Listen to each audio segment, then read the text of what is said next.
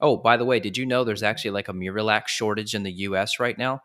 And apparently, people in their 20s, 30s, the age groups that typically didn't use laxatives are now doing it. So if you type in like Miralax shortage, there was an article I just saw about it.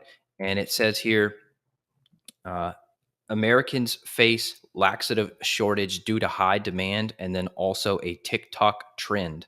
So they're saying here, oh, here we go. So this maybe is why it says here a wave of American teens are using laxative as budget Ozempic as part of a TikTok trend.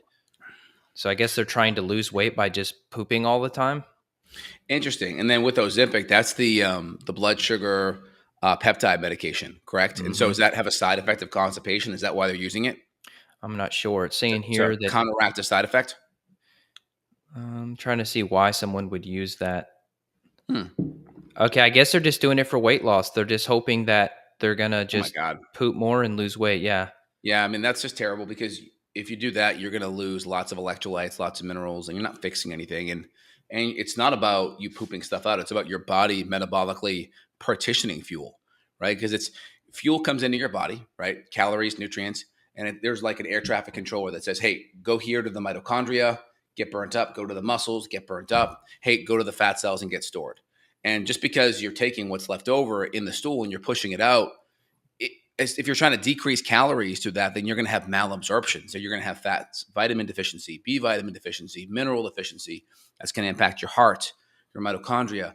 And so it's really about getting your metabolism healthy enough so you can start telling your body using that air traffic controller to say, hey, calories, nutrients, go get burnt up and do less of the storage thing.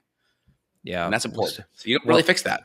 one other part of the article, and then we can get geeky here. So it's saying here that surprising number of younger adults are also using fiber supplements. So we need to talk about the whole fiber myth. I really don't do or push fiber at all. But here's what they're saying now, that a lot of these manufacturers, the manufacturer of Benefiber is now making they're making a gummy version of their product now to appeal to young adults, and that apparently 18 to 42-year-olds are hopping on fiber supplements more than ever.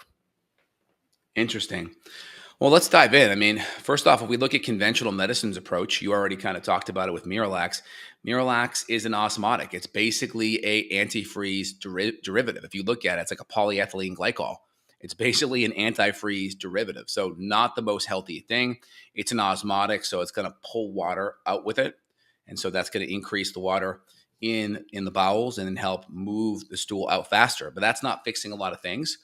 Also, in the colon, you're going to reabsorb a lot of your electrolytes there. And so you're going to create lots of potential dehydration and electrolyte issues, which can, in fact, impact your sodium potassium pump, can impact your muscles, your muscle contraction.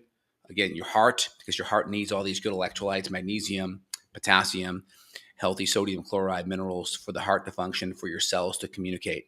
So, really important stuff. Yeah, it's amazing that you're able to conceal a chemical like that by putting such a strong brand. Like if you say Miralax, it's almost like Kleenex for tissues, right? Like Yeah. everyone just Yeah. associates that as this magical remedy to make you poop. But yeah, you break down the ingredient, you're exactly right. That's what it is. Yeah. So Not good. when we see people, we like to do a workup on them first. We like to get some data. Our preferences have labs.